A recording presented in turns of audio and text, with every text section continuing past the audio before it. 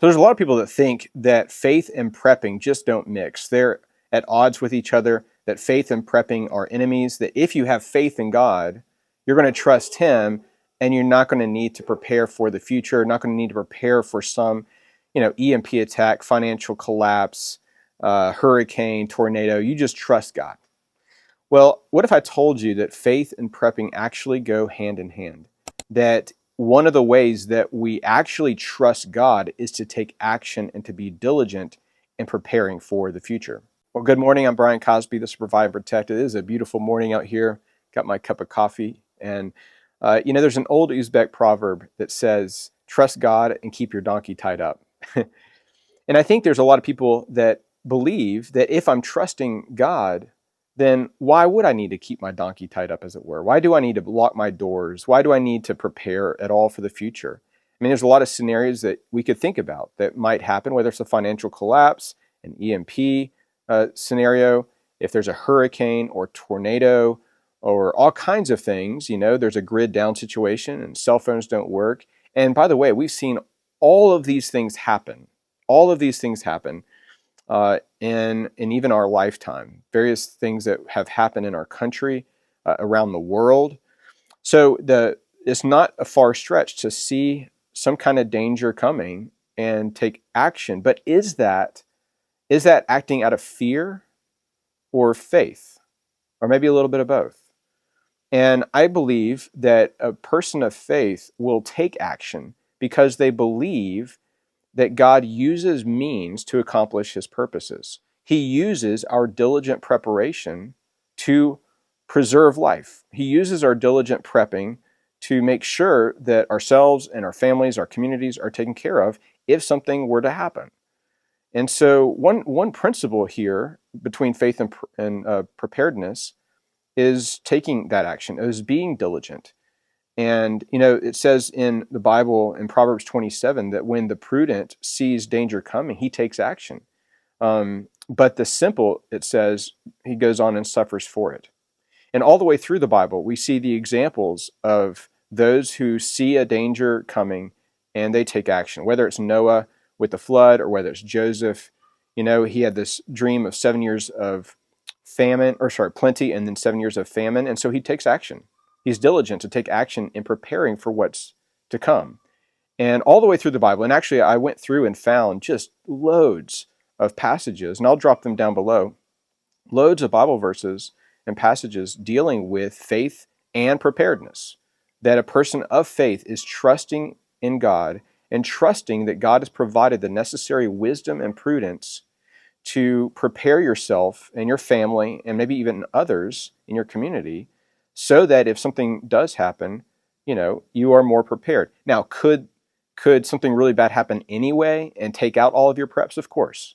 In the Hurricane Helene not too long ago, there were whole homes that were taken out. I did a video about that, of why it's still important to prepare.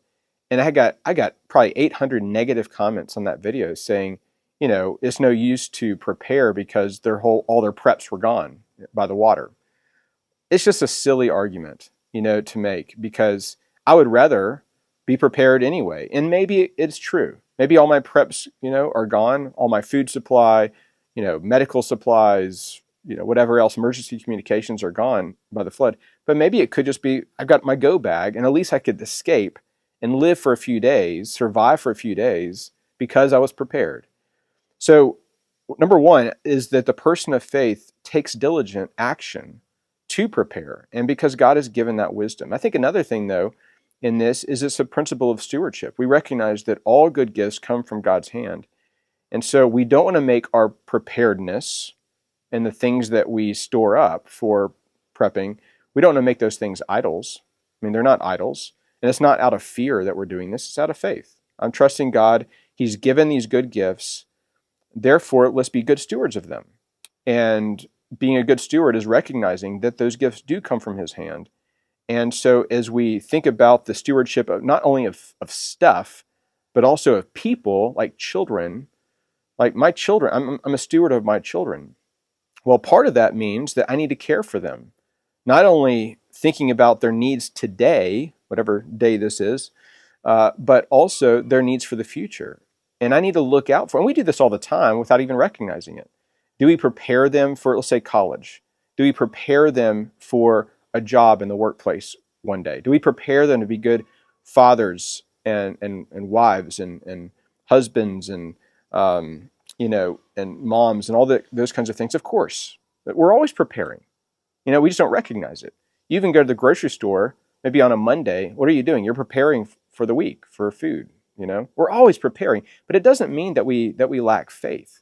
So there's a stewardship principle, the diligence principle. There's also the loving other people. So the summary of the law, Jesus says, is to love God and love your neighbor. And part of the motivation to prepare out of faith is that I want to love my neighbor. I want to not only be able to be a provider and protector for myself and my family, but also my community. And that's going to take thinking ahead to these possible scenarios that could happen and have adequate supplies and skills and those kinds of things, maybe even a family garden, maybe livestock and whatever else, that we can love others. And it's a true trust in God to do that, because, I'm sitting in a chair right now.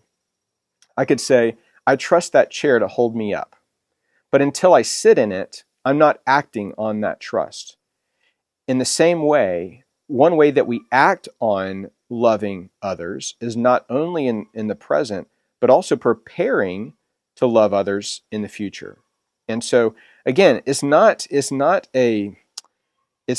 because of fear. I can't tell you the peace of mind that I have to know that if something were to happen, that my family could survive for 6 months, a year, or whatever it is, to have the necessary food, water supplies, emergency communications, first aid, all those kinds of things, the peace of mind that brings. And again, there's nothing in that peace that is outside of God. In fact, He is a God of peace. And yet our call is to take action to make sure that we understand and experience the peace that He gives. So, all of that to say, I'm a pastor of an evangelical church. I teach at a very large evangelical seminary.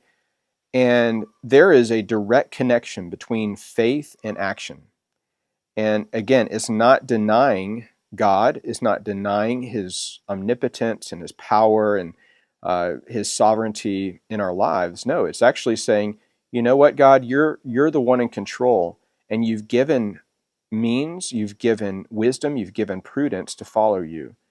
And part of that wisdom and prudence to follow the Lord is putting that faith into action to diligently prepare for ourselves and others. So at the end of the day, faith and preparedness they're not at odds. They're not enemies with each other. They go hand in hand.